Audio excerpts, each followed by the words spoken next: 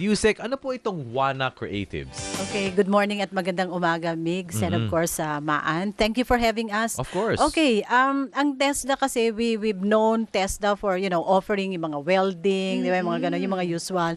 But this time, we're offering yung Wana Creatives. Sa Wana Creatives, if you see here, ito yung mga output ng mga workshop.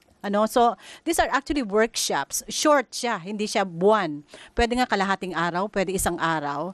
And eventually, pwede makakakuha ng mga micro-credential. So, ibig sabihin, may certificate, corresponding certificate na makukuha na pwedeng stock na magre-result in, certain certificate eventually. Or simpleng hobby. Yes. Pwede rin matuto sa weekend, di ba? Yes. Pwede akong pumunta. Yeah. Tapos gusto ko matuto niyan. Pwede yun. Yes, actually weekend classes pa lang kami ngayon, and we're featuring eto nga, may mga resident kaming tinatawag natin, yung mga sila talaga yung nagtuturo residents ang tawag namin sa kanila, may ceramics, eto may leather craft, may flower making, may scent, may fashion embellishment, and counting. Maganda po. Opo. May inallocate kaming isang space doon, isang building na inallocate ni Sec Kiko para doon natin gawin. So tama po yun, hobbyist. Hindi lang siya para doon sa mga livelihood. Well, eventually, yun rin yung pupuntahan niya, livelihood.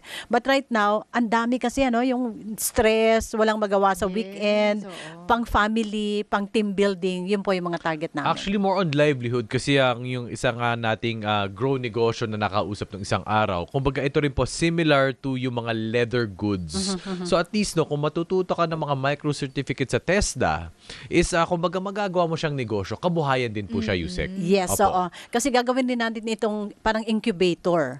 So may matututunan silang skills, and at the same time, mag-a-add po kami ng mga contents or mga training programs related to entrepreneurship. So yun. So hanggang eventually, ready na sila to take off, to set up their own business.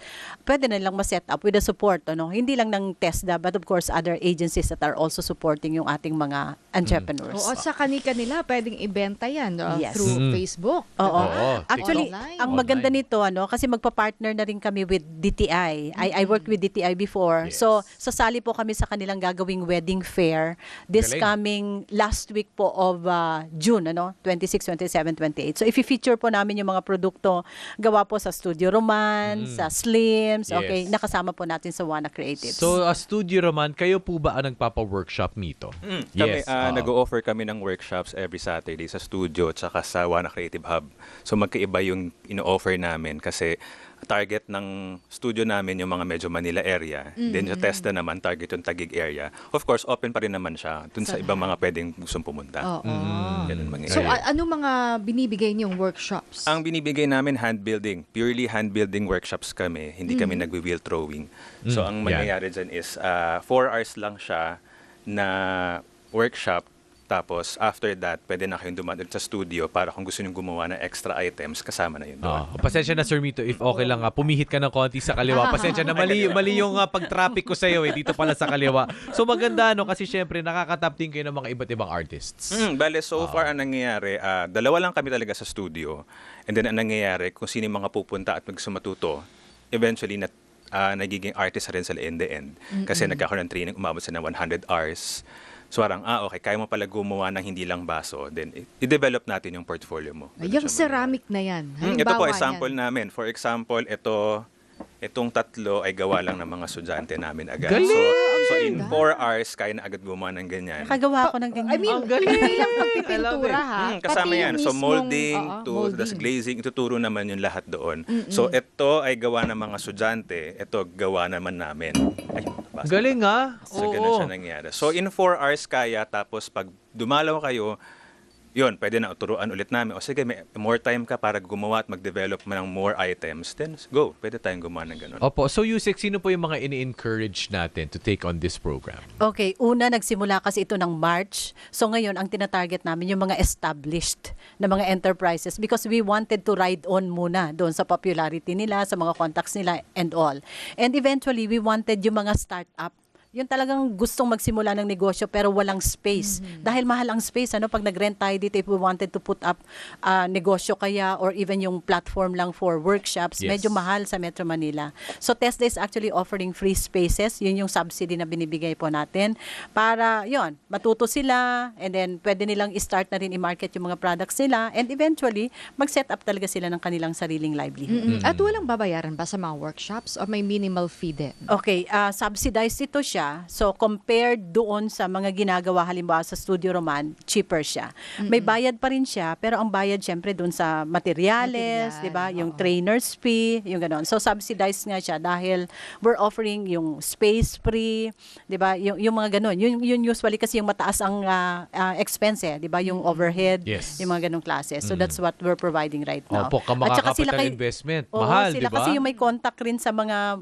providers sa mga materials Yes, opo. Ang ganda nga initiative. Ako talagang personally hanga po ako sa TESDA kasi kumbaga binibreak po natin yung image. Hindi naman image, pero parang yung traditional na vocational. Pero ngayon nag-evolve, di ba, to AI, to creatives, to Yes. digital, Yes. di ba, to handcraft. So, ang galing po, no? Talagang malawak po siya for all ages. Yes. So, in-encourage nyo rin, Yusek, especially siguro yung mga estudyante. Sabi mo nga, gawa ng estudyante, in-encourage natin mga kabataan to take on entrepreneurship also. Tsaka Yes, bakasyon of course. ngayon. Oo, take Yung advantage. Sa private schools, wala pang pasok. Opo, Diba? Yusek. Maramihan. Opo. Yeah, mga kabataan, iba-iba talaga nag-enroll. Ano? Kung nakita natin last time, may mga retirees pumunta doon, mga magbabarkada, nag-aral lang doon. Yung gano'n, parang gusto lang nilang mayroon talaga silang magawa sa weekend nila and all that. Actually, mag-expand na rin kami. Dalawa yung parts ng Wana Creatives. One is eto, yung talagang gamit yung kamay. Yung second part naman namin, nasa kabilang building lang din siya. Yun yung mga gagamit ng technology. Like we're having a meeting with the guilds sa mga ng Film Academy, supported by Film Academy. So dito yung mga cinematographer, mga short lang, mga micro-credentials na tinatawag. Na eventually, alam natin, tutulungan yung mga internal or existing nilang mga workers and yung mga gusto pa, especially mga kabataan na gusto rin matuto and to contribute to that particular sector. Yung mga gusto naman sa Manila, no? Studio room. Studio Roman, nasa Studio malapit Roman. kami sa Melasal area. Oo. Ayan. So, doon yung studio namin, yun nga lang mas mahal as kwento ni Ma'am Nelly. Gano'n ba kamahal yan? Parang nangyari kasi lumabas, covered nila kasing venue pag sa TESDA. So, Yes. tinanggal ko lahat ng nababayaran ng kuryente, ng venue, ng aircon. So, mas mura talaga lumabas pag doon nag-enroll. Yes. Nagkataon lang talaga kung mas malapit kayo sa amin. Mas Sa mga may kakayanan, yung may extra Actually, ang na tinatarget money, pa nga oo. namin, more on yung mga employees or mga nagkatrabahong pagod na in life. Na parang nangyari.